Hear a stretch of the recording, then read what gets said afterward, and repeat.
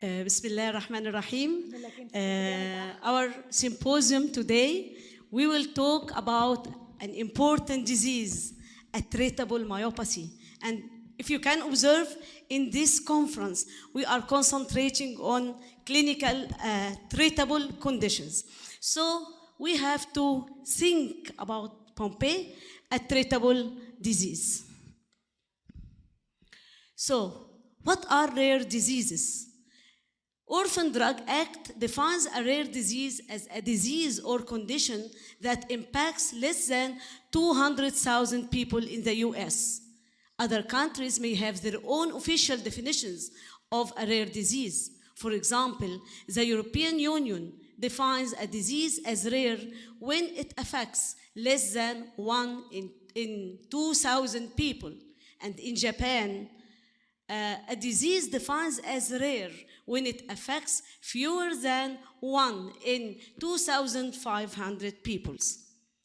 There are about 7,000 known rare diseases, and collectively, about 1 in 10 people collectively, about 300 to 400 millions all over the world have rare diseases.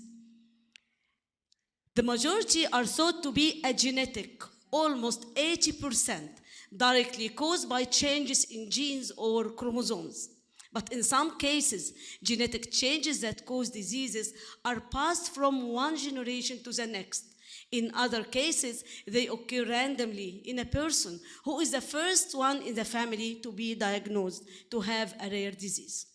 So rare diseases became known as orphan diseases because drug companies were not interested in adopting them to develop treatments. The rare disease definition was needed to establish which conditions would qualify for the new incentive programs. What about Pompe disease? Pompe disease results from acid alpha-glucosidase gene mutations leading to deficient GAA enzyme activity and progressive lysosomal glycogen accumulation. Glycogen accumulation progressively impairs skeletal, respiratory, and smooth muscle functions.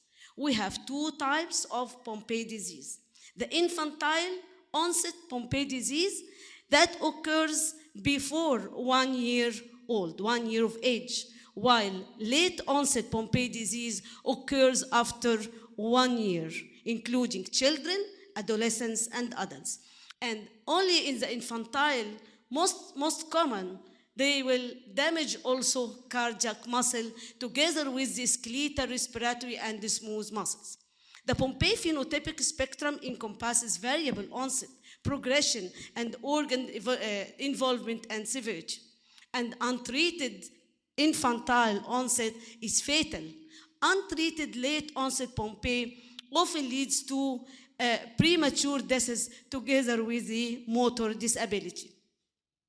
Estimated overall incidence is 1 in 40,000. Estimated prevalence is between 5,000 and 10,000 patients worldwide. So it is a rare disease. This is a global prevalence epidemiology of Pompe disease. It is 1 in 40,000, and some countries adopt the newborn screening, which is very important to treat these patients pre-symptomatic. So it will differ in different countries, in the US, in Belgium, Italy. They started in Hungary, in Austria, Japan, Taiwan, and New Zealand. But the overall could be 1 in 40,000, and in some places it will be more prevalent or less prevalent than this. But thanks to the newborn screening, which is very important in registering these patients. What about genetics? Pompe disease is inherited as an autosomal recessive manner. So the acid alpha-glucosidase is encoded by the GAA gene on chromosome 17, and each person inherits 2 alleles. Pompe disease is an autosomal recessive, so both alleles harbor a pathogenic mutation. Each sibling of a patient will have 25% to be diseased and 25% to be unaffected, and 50% will be carriers. Of course, it will affect both males and females. So the Pompe disease mutation will lead to lysosomal glycogen accumulation. We have this 2 GAA mutation that would lead that in infantile onset, less than 1% of the enzyme is present. That's why the disease is severe. While in late onset disease, it can be up to 30% preserved. That's why the clinical condition is variable. So they have still preserved enzyme. It will lead to progressive accumulation of glycogen and finally glycogen-filled lysosomes, and will lead to destruction of the muscle fiber. So again, the glycogen accumulation in the lysosomes will progressively damage the muscle, and this will cause this marked muscle weakness, the cardiac muscle in infantile onset, but we found few patients late onset with cardiac affection. Skeletal muscles, especially respiratory and intercostal and diaphragmatic muscle, and smooth muscle affection. So there is emerging evidence here of a multi-system involvement. So the disease spectrum is very important to know that. Again, it will affect infants, the infantile onset Pompe that presents with symptoms within the first months of life and has a rapidly progressive disease course that is usually fatal by 1 year of age. Why? Because there is little or no detectable enzyme activity, less than 1%, while in late onset affects children, adolescents, and adults, and it has a less rapid and more variable disease course where symptoms may begin anywhere from infancy to adulthood, and our case today was an adult. So we have a low to moderate GAA activity, enzyme activity from 1 to 30%, usually less than 30%. Here, the respiratory, the musculoskeletal, the cardiac, and the GIT systems are affected. So, what is the GAA activity will cause in infants? It will cause that, as we said, in the first year of life. So here there will be delayed motor milestone. They cannot achieve motor milestones of independent sitting, creeping, standing, or walking. And here they typically present with cardiomegaly since birth, hypotonia, rapidly progressive skeletal, smooth and respiratory distress, muscle weakness, feeding difficulties, and failure to thrive. And we know that eventually they will die. While in late onset, it can affect children, adolescents, and adults, and it will cause that impaired motor function, wheelchair, and or ventilatory dependency, because it will affect skeletal and respiratory muscle weakness. So, signs and symptoms are very important because we want to diagnose this patient early. We want to diagnose this patient at the beginning of the illness, because we don't have newborn screening. So in the infantile onsets, the most important, as we said, is the cardiac, the cardiomegaly, progressive cardiomyopathy, the respiratory distress, frequent respiratory infections, and sleep disordered breathing. In musculoskeletal, progressive muscle weakness, profound hypotonia, delayed motor milestones, while in the GIT, the macroglossia. So if we find an infant markedly hypotonic with macroglossia, with cardiomegaly, with respiratory distress, and presence of paralysis, please think about Pompe. The hypotonia testing, we know that the head lag and frog leg posture, and this will characterize the infants. We carry the infant, there will be this head lag, and they will have this frog-like posture. So this is a common presentation. So in the differential diagnosis of Pompe, of a floppy infant, please think Pompe, a treatable disorder. What about the late onset Pompe disease? We said that late onset Pompe Usually symptoms above 1 year. So children, adolescents, and adults can be affected. This is a wide range of symptoms because we have wide variation of the enzyme from 1 to 30%. So it could be minimal and could be marked. We have the respiratory is more important, and the patient can start with dyspnea, respiratory failure, aspiration, diaphragmatic weakness, sleep disorder, breathing, or orthopnea. In the cardiac is rare in adults, distinct from that cardiac in infantile onset.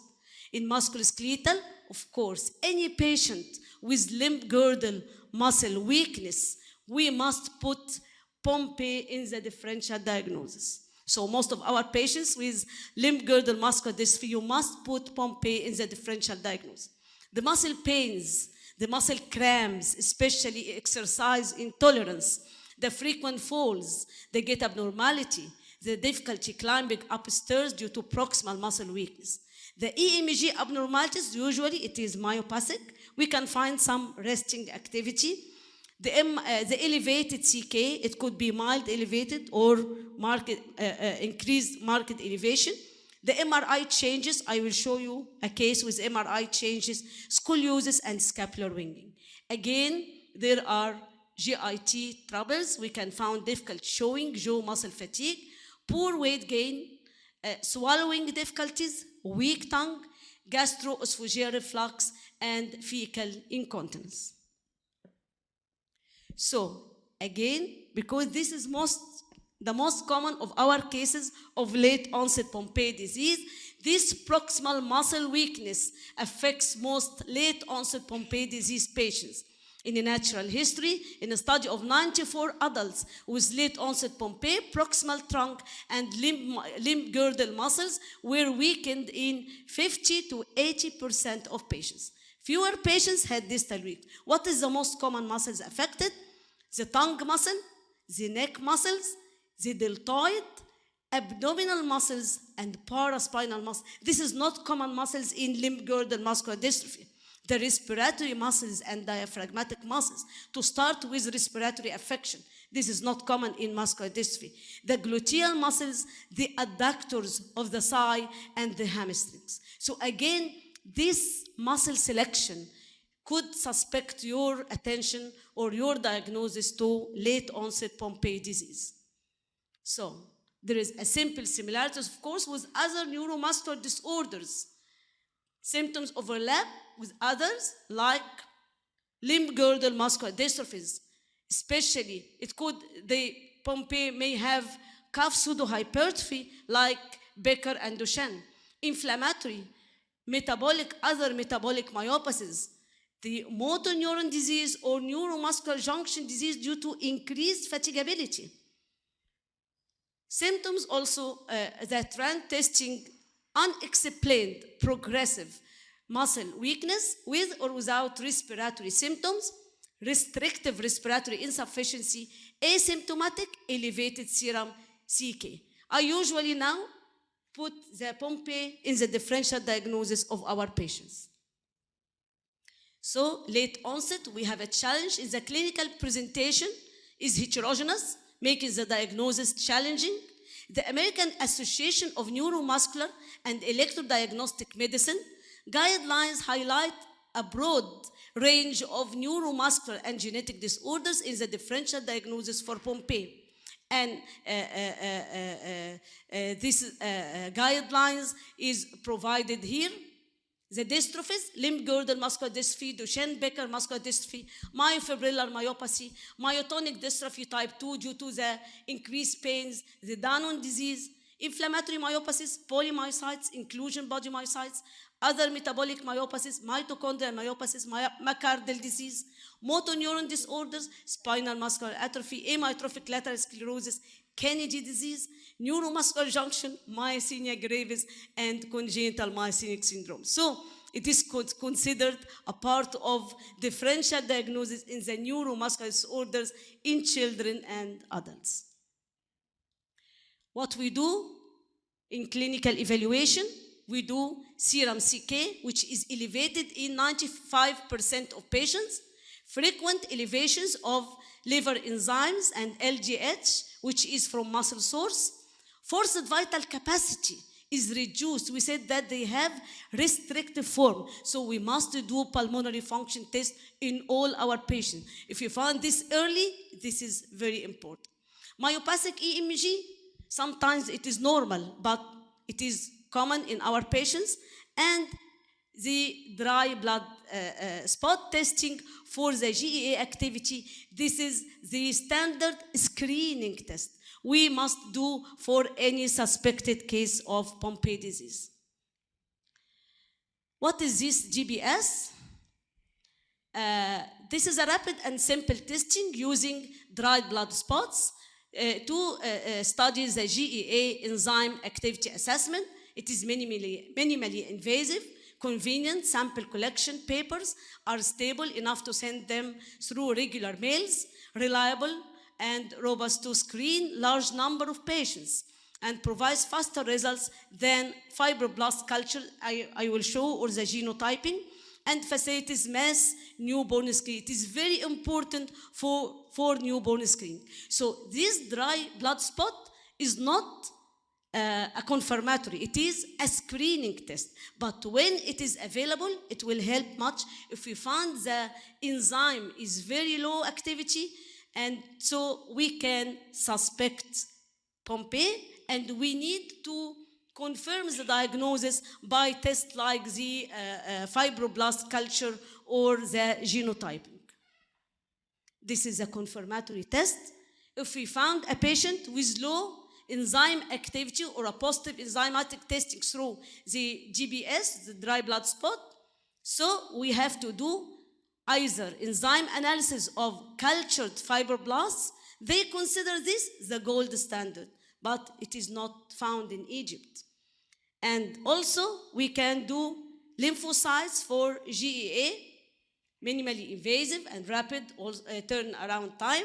The genetic testing, pathogenic variants of GEA can be detected, and this is what we do in Egypt now. We do the GBS and then confirm by genetic test.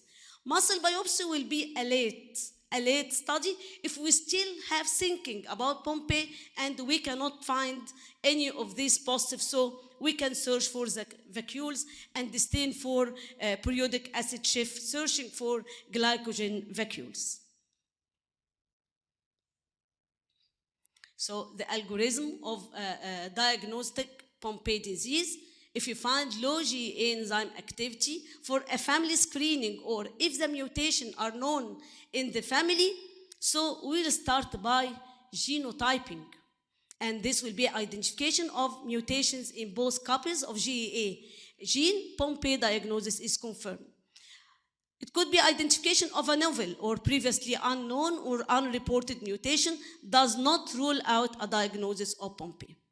But if using samples other than GBS, so start diagnostic algorithm here. We must search for the gold standard is the skin fibroblasts, GEA activity assay in skin fibroblasts, muscle fibers, lymphocytes and leukocytes. Then search for the low if you have low GEA activity, Pompe disease is confirmed, and also if it is normal GEA activity, consider alternative diagnosis. Main assessment also used in Pompe disease. We could use this as biomarker. Serum biomarker, muscle damage, the CK level, which must be more than 140 units per milli. Serum biomarker, heart damage, is beta natriuretic peptide. It must be more than 50 units per milliliter, but I don't think that we have this test here. Urine biomarker also to detect the glycogen burden, the hexose tetrasaccharide elevation. Also, I didn't use this before. Manual muscle testing, strength test, we do the Medical Research Council scale. Functional endurance, we do the 6 minutes walking test. Respiratory muscle function, forced vital capacity, upright and supine. Muscle structure change, fatty replacement. We do now in Egypt magnetic resonance imaging for the upper limbs, trunk size, and sometimes we do quantitative MRI is preferred. And as you see, it has late onset Pompe disease. As we said, it is controlled by the amount of the residual enzyme the patient have. So the infantile form occurs very rapidly and very rapid deterioration within the first or second year of life, but others late onset, it can occur at different ages, and the deterioration and progression varied from patient to patient. Treatment approaches for Pompe disease: symptom-based interventions, the physical therapy, occupational therapy, diet, nutrition, and what is most important is the ventilatory support. And here we need the multidisciplinary team. Disease-specific therapy is the enzyme replacement therapy. Optimal care involves both supportive and disease-specific treatment and regular follow-up for a multidisciplinary team experienced by the management of Pompe. If I found a disease treatable, I want to treat it, and then we do adopt all the symptoms-based intervention. I will present a case, and this is the most recent diagnosed case in our department. Mrs. MAA, she is 44 years old, female patient, married with no special habits of medical importance. She has her developmental history was uneventful and past history uneventful, and family history, no consanguinity and no similar condition in the family. When the condition started when she was 40 years old. It started with gradual onset, progressive course of 4 years duration. The condition started with exercise intolerance associated with pains in both knees. The condition progressed and the patient developed bilateral lower limb weakness, proximal more than distal. 1 year ago, patient started to walk bilateral unsupported. The patient also experienced muscle pains and muscle cramps, especially after exercise. In the last few months, the patient started to experience difficulty in respiration in the form of dyspnea and chest discomfort with any exercise. The patient started to develop upper limb weakness in the form of difficulty in raising her arms. This is not the usual limb girdle muscular dystrophy we see. It started with cramps and exercise intolerance. It started with respiratory distress. Usually the respiratory distress occurs after many years of limb girdle muscular dystrophy. And also there is rapid affection. 4 years duration, she became markedly disabled and needs support in 4 years duration. Lower limbs, trunk and upper limbs and respiration. This is not a usual limb girdle muscular dystrophy, and there is exercise intolerance. You must here think about metabolic disorders. So patient all over her history didn't experience any attacks of seizures, urine discoloration, especially after exercise, or weakness related to certain foods or fasting.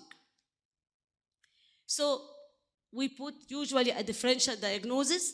I put metabolic disorders, usually glycogen storage, lipid storage, and mitochondrial disorders. But because I have the tool to diagnose Pompe and it is treatable, so I asked my colleagues in the department, please do the GBS for Pompe. But also, we can think about inflammatory myopathy, we can think about limb girdle muscular dystrophy, endocrinal myopathy, nutritional myopathy like vitamin D deficiency, osteomyelitic myopathy. So we must search for all of this. On examination, no cranial nerve affection. Upper limbs showed mild bilateral deltoid. Here, there will be start selection of muscles. Mild bilateral deltoid weakness, trunk muscle weakness. In the lower limbs, hypotonia around all joints, bilateral lower limb weakness, proximal more than distal, right equal to left, but flexors of hip more than extensor, adductors more than abductors with marked Gower sign. So deltoid, trunk, gluteal, adductors of thigh, and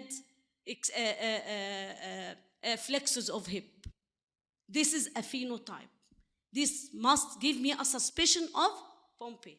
I am thinking about Pompe. I am searching for it. So there was no calf pseudohypertrophy, intact upper limb deep tendon reflexes, and lost lower limb deep tendon reflexes, and no sensory affection. What I did for her, I asked for labs. Total CK was 330 units per liter. In liver enzymes, AST and ALT are mildly elevated. She had a C-reactive protein positive, it was about 10, and ANA positive. So she was treated for 3 years with steroids and immunotherapy by her rheumatologist with no improvement. Serum calcium was normal and vitamin D was mildly decreased 13. So we must do parathyroid hormone here, but we didn't do. Nerve conduction study, no abnormality, EMG, myogenic pattern, document test, because we must search also for myasthenic or neuromuscular junction disorders, no abnormality. Echocardiography, no detectable abnormality. Pulmonary function test. Now I start to do echo and pulmonary function test for every patient. What we found here, moderate restrictive ventilatory dysfunction. She's only 4 years. Why she will have moderate restrictive ventilatory dysfunction? MRI muscles, we adopt this now for 3 or 4 years in Egypt, and we do a whole body muscle MRI. There was bilateral symmetrical fatty infiltration of both hamstrings, adductors of thighs, all gluteal muscles, paraspinal muscles, anterior chest wall muscles, intercostal muscles, and latissimus dorsi. I choose some of these parts of the MRI. We can see here, deltoid is mildly affected, but here the paraspinal muscles, there is fatty infiltration. What is white here is fatty infiltration, here also. And here, the pelvic level, the gluteal muscles, here, and here also, just a moment. And here also, the gluteal muscles.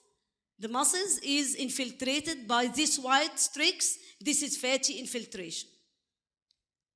And here also, this is the thigh level, the posterior thigh, hamstring, and adductor. Adductor muscles is very early affected in Pompe disease.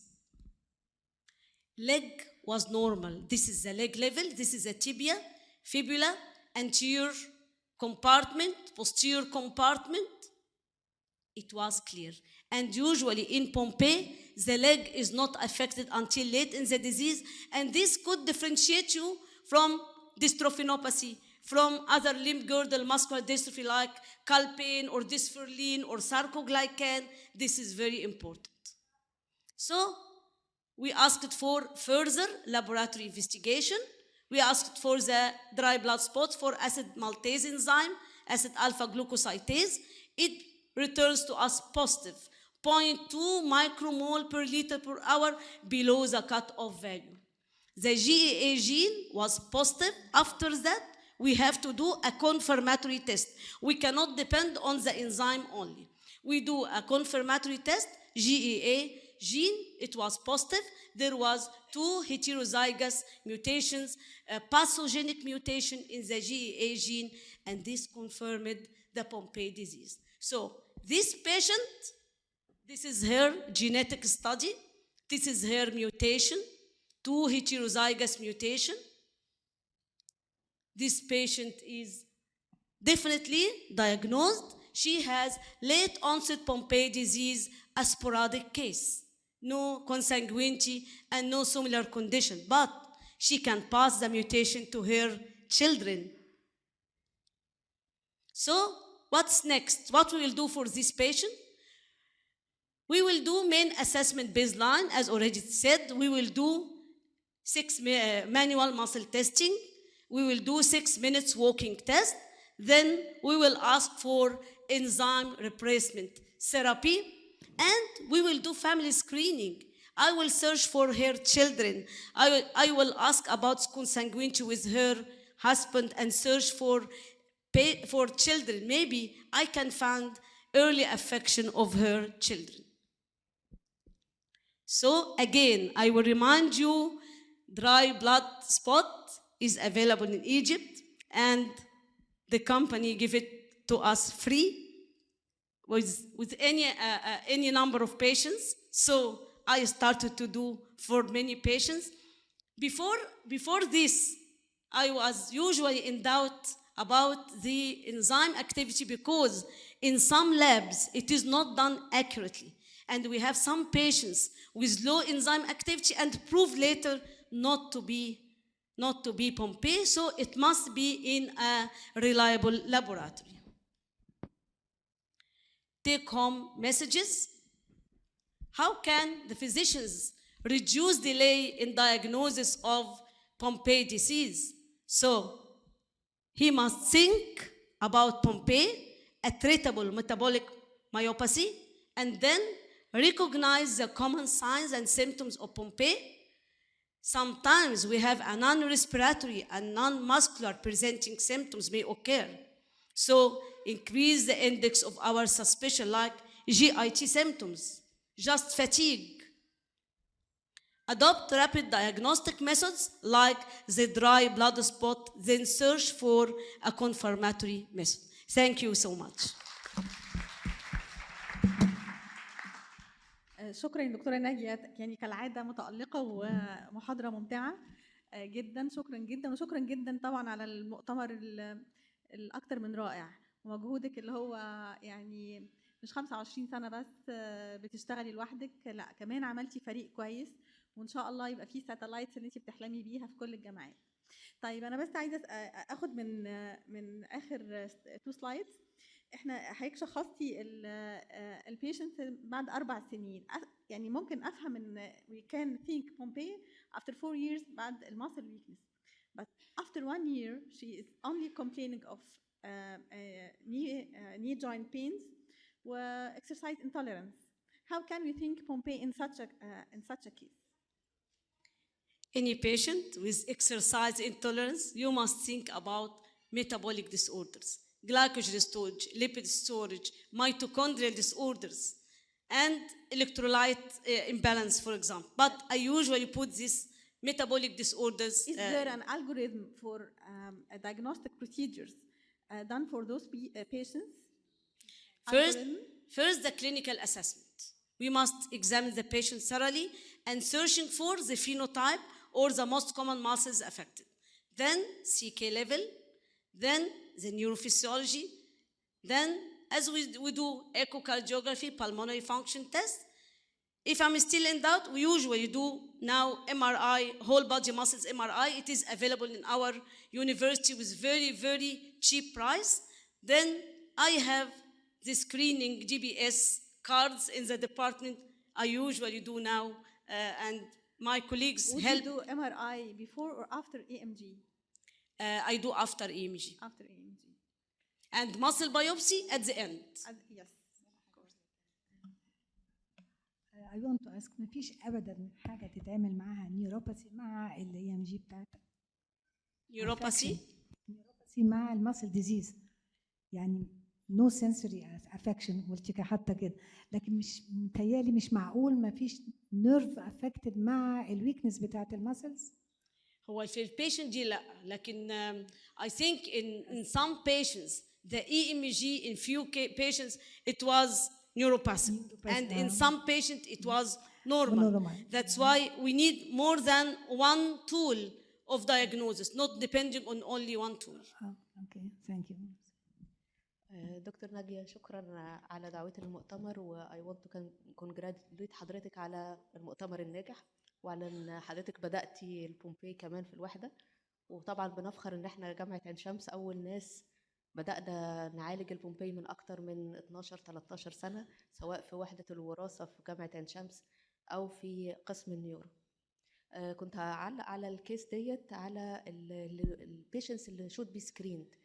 اول حاجه السيسترز والبرادرز بتاعت العيان قبل ما اولادها، لان هم اللي اكسبكتد ان هم ممكن يكون في نون مانيفستنج بيشنت منهم اكتر من يكون ولادها يكونوا افكتد.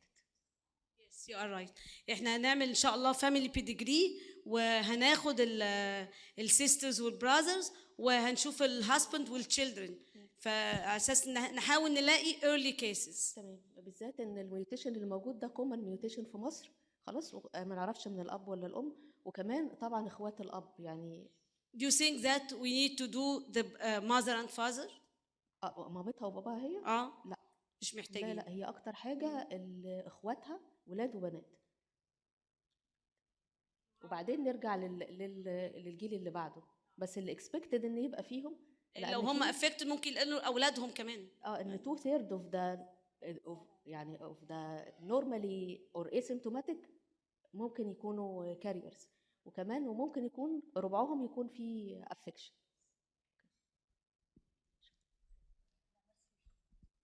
شكرا دكتورة.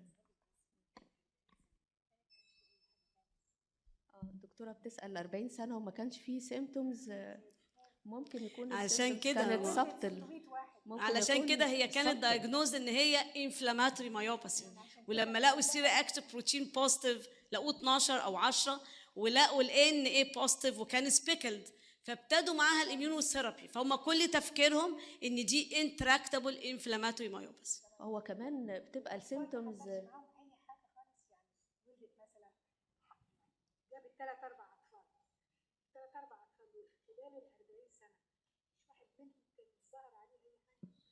هنكشف عليهم حضرتك. بس حضرتك بالنسبه لان هو الليت دايجنوز، احنا عندنا بيشنت اتشخصت فعلا كده، هو ان هي يعني هي ما عندهاش سيمتومز، هم ممكن يبقى اسيمتوماتيك بس مش قادره تقوم من الارض، فاعتقدت ان ده ممكن من الفيتامين دي ديفيشنسي، وفي عيانين عندنا من الفيتامين دي ديفيشنسي عندهم مايوباثي.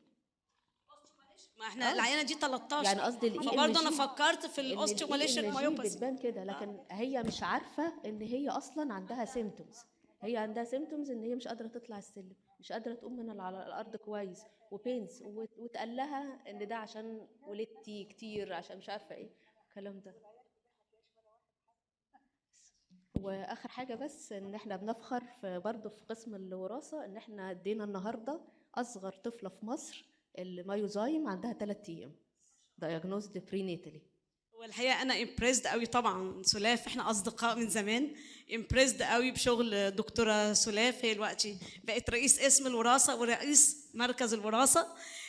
احنا عندنا البيشنت دلوقتي دايجنوزد فيري ايرلي، لان البومبيل انفانتايل اونست عامل زي الاس ام اي تايب 1، اذا ما لحقناهوش بدري والسيمتومز حصلت فيه بيحصل رابيد ريسبيراتوري ديستريس اند ديث، فيبقى خساره ان احنا ندي الادويه. ففعلا يا ريت بقى يا دكتوره سلاف نتعاون ان احنا نعمل نيو بورن سكريننج، يا ريت. يعني انا طالبه التريتابل ديس اوردر زي مثلا الاس ام اي، البومبي، الدوشين طلبت منهم بس سي كي.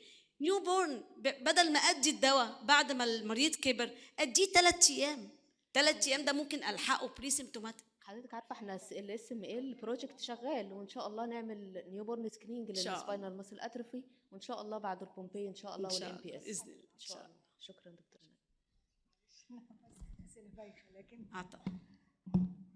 اعتقد هم مكتفيين. في اي اسئله؟ في اي حد يحب يسال اي حاجه؟ الحلقه كانت واضحه قوي يعني. اوكي، شكرا دكتوره. شكرا ليكم، شكرا.